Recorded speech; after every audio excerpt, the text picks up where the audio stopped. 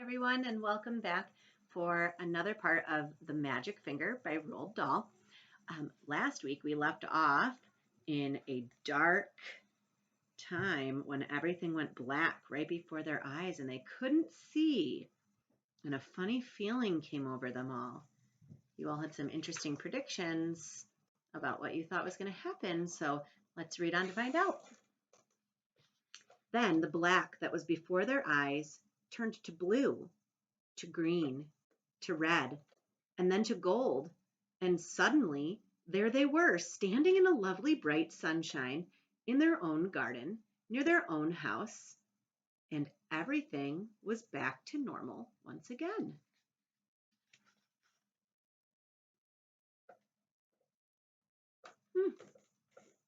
Wonder why they got changed back to normal.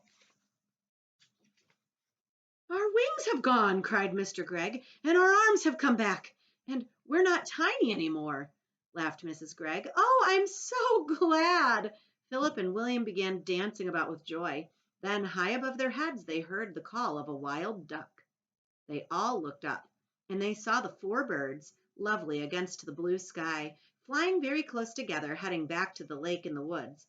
It must have been about half an hour later that I myself walked into Greg's garden. I had come to see how things were going, and I must admit I was expecting the worst. At the gate, I stopped and stared. It was a queer sight.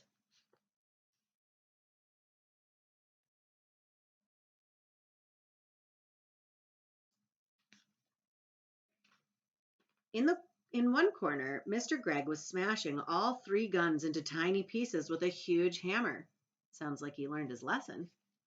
In another corner, Mrs. Gregg was placing beautiful flowers upon 16 tiny mounds of soil, which I learned later were the graves of the ducks that had been shot the day before.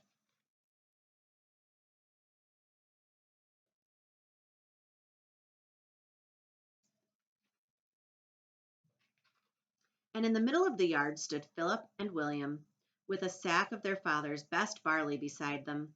They were surrounded by ducks, doves, pigeons, sparrows, robins, larks, and many other kinds that I did not know, and the birds were eating the barley that the boys were scattering by the handful.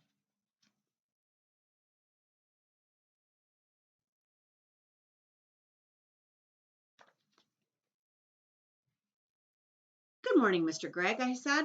Mr. Gregg lowered his hammer and looked at me. My name is not Gregg anymore, he said. In honor of my feathered friends, I have changed it from Gregg to Egg. And I am Mrs. Egg, said Mrs. Gregg. What happened? I asked. They seemed to have gone completely dotty, all four of them. Philip and William then began to tell me the whole story. When they had finished, William said, Look, there's the nest. Can you see it? Right up in the top of the tree. That's where we slept last night. I built it all myself, Mr. Egg said proudly. Every stick of it.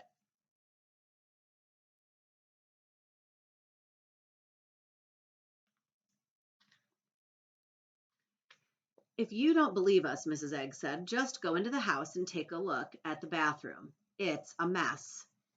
They filled the tub right up to the brim, Philip said. They must have been swimming around in it all night, and feathers everywhere. Ducks like water, Mr. Egg said. I'm glad they had a good time. Just then, from somewhere over by the lake, there came a loud bang. Someone's shooting, I cried. That'll be Jim Cooper, Mr. Egg said. Him and his three boys, they're shooting mad, those Coopers are, the whole family. Suddenly, I started to see red. Then I got very hot all over. Then the tip of my finger began tingling most terribly. I could feel the power building up inside me. I turned and started running toward the lake as fast as I could. Hey, shouted Mr. Egg, what's up? Where are you going? To find the Coopers, I called back. But why? You wait and see, I said. They'll be nesting in the trees tonight, every one of them.